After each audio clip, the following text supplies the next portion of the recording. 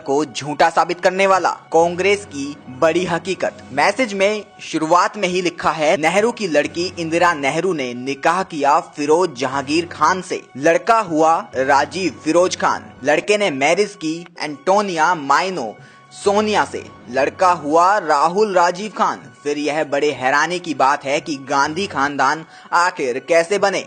आइए जानते हैं। कांग्रेस का जन्म आज से 132 साल पहले अफगानिस्तान में हुआ था। गाजी खान ने अंग्रेजों के साथ मिलकर यह पार्टी बनाई थी। आपको बता दें, गाजी खान के 3 लड़के थे। सबसे बड़ा फैजल खान, दूसरा सलीम खान और सबसे छोटा मोइन खान। यानी बाद में हिंदुओं को भारत से मिटाने के लिए बना नकली हिंदू मोतीलाल नेहरू। पहला फैजल खान एक बीमारी की वजह से 14 साल की उम्र में ही मर गया। दूसरा सलीम खान शादी के बाद कश्मीर में रहने लगा। आपको बता दें, उसी सलीम खान के वंशज की औलाद आज कश्मीर में फारूक अब्दुल्ला और अमर अब्दुल्ला है, जो कांग्रेस के साथ है। अब बात आती है गाजी खान की। गाजी खान ने चुनाव लड़ा पर कभी जीता नहीं। गाजी खान के मरने के बाद तीसरा मोइन खान फायदे के लिए हिंदू बनकर अपना नाम मोतीलाल नेहरू रख लिया, पर वो भी कभी चुनाव नहीं जीता। तीसरा उसके बाद मोतीलाल की औलाद जवाहरलाल नेहरू ने जिन्ना के साथ मिलकर रणनीति बनाई कि जब अंग्रेज 1947 में देश छोड़े तो देश का बंटवारा करके जिन्ना को पाकिस्तान का पीएम बनाया जाएगा और नेहरू को इंडिया का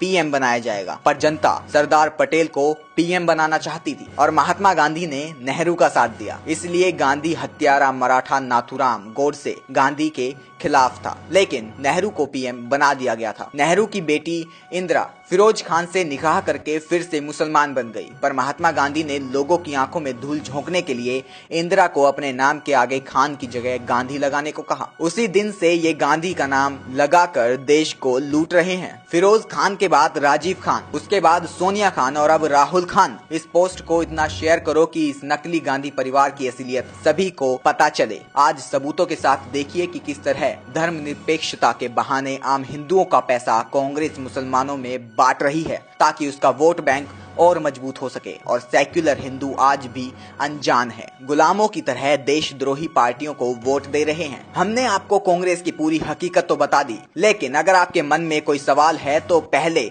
हमारे इन सवालों का जवाब जरूर दें। जब पाक अधिकृत कश्मीर बना तब सरकार किसकी थी? जब मुंबई पर हमला हुआ तब सरकार किसकी थी? जब चाइना में जमीन हड़पी तब सरकार किसकी थी? जब वीर सैनिकों के सर काट के पाकिस्तान ले गए तब सरकार किसकी थी? बोफर्स का घोटाला हुआ तब सरकार किसकी थी? सैनिकों की वर्दी का पैसा खा गए वो सरकार किसकी थी? सरदारों का कत्ले आम किया वो सरकार किसकी थी? शिमला का समझौता कर देश बेशकीमती जमीन पाक को दे दी गई तब सरकार किसकी थी? आसाम में हिंदुओं का खून बहा तब सरकार किसकी थी? कश्मीर पंडितों को मारा गया तब सरकार किसकी थी? कॉमनवेल्थ का घोटाला हुआ तब सरकार किसकी थी? कोयला घोटाला हुआ तब सरकार किसकी थी? 2G का घोटाला हुआ तब सरकार किसकी थी? दूरदर्शन के लोगों से सत्यम शिवम सुंदरम हटाने वाली सरकार किसकी थी? भारतीय मुद्रा से सत्यमेव जयते हटाने वाली सरकार आखिर किसकी थी? वंदे मातरम का अपमान किया,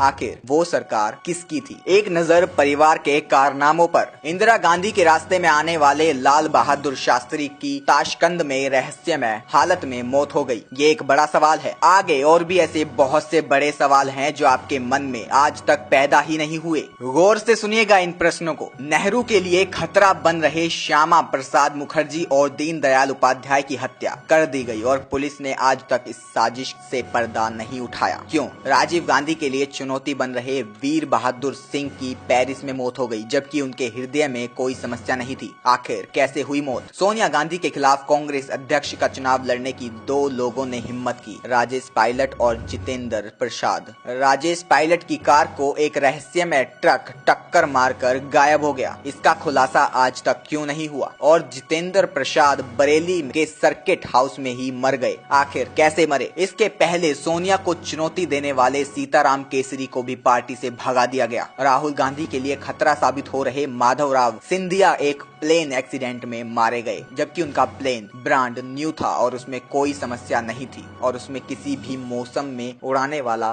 सिस्टम भी लगा हुआ था। कांग्रेस और विदेशी कंपनियों के लिए खतरा बन चुके राजीव दीक्षित की मौत हो गई। मृत्यु के बाद उनका शरीर काला पड़ गया, जो केवल जहर या करंट देने के बाद होता है। राजीव भाई की मृत्यु की खबर किसी भी मीडिया चैनल ने नहीं दिखाई। आखिर क्यों? मित्रों, आखिर इतने पवित्र परिवार को किस देवता का आशीर्वाद मिला हुआ है जिससे कि जो भी इनके अत्याचारों के खिलाफ आवाज उठाता है या रास्ते में आता है उसकी रहस्यमय हालत में मौत हो जाती है। संविधान की धारा 30A के तहत विद्यालयों में गीता रामायण पढ़ाना प्रतिबंधित है। मदरसों में कुरान और ईसाइयों में बाइबल पढ़ने की छूट क्यों है? मंदिरों और तीर्थ स्थानों के चढ़ावे पर सरकार 70% हक लेती है और उसके साथ साथ सरकारी अनुदान भी। आखिर क्यों? बाबा अमरनाथ की यात्रा पर सरकार को टैक्स, लेकिन हज यात्रा पर सब्सिडी। आखिर ऐसा क्यों? धर्मनिरपेक्षता को मारो। इच्छा है तो इस मैसेज को आगे बढ़ाओ, वरना खुद को हिंदुस्तानी मत कहलाओ। भारत माता की जय, वंदे मातरम। वीडियो एडिटर पुष्पा चौधरी के साथ निखिल वर्मा,